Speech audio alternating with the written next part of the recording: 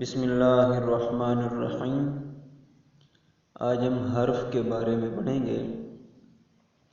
حرف وہ کلمہ ہے جو دوسرے کلمے کے ملائے بغیر اپنے معنی پر خود دلالت نہ کرے، جیسے من، فی وغیرہ۔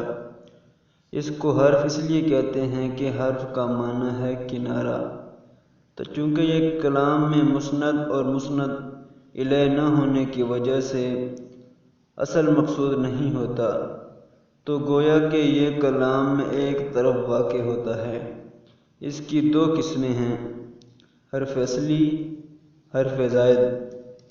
حرف اصلی وہ حرف ہے جو وزن کرتے وقت فا، عین یا لام کلمہ کی جگہ پر آئے۔ جو فا کی جگہ ہو اسے فا کلمہ، جو عین کی جگہ ہو اسے عین کلمہ، اور جو لام کی جگہ ہو اسے لام کلمہ کہتے ہیں، جیسے نصرہ بر وزن فعل۔ اس میں نون فا کلمہ، صاد عین کلمہ اور را لام کلمہ ہے۔ حرف زائدہ وہ حرف جو وزن کرتے وقت فا، عین یا لام کلمہ کی جگہ پر نہ ہو، جیسے اکرم بر وزن افعل۔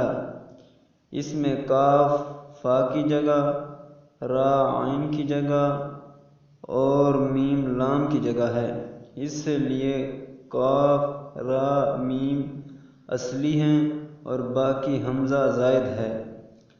حرف کی گردان نہیں ہوتی، اس لیے صرفی حضرات اس کے بارے میں بحث نہیں کرتے۔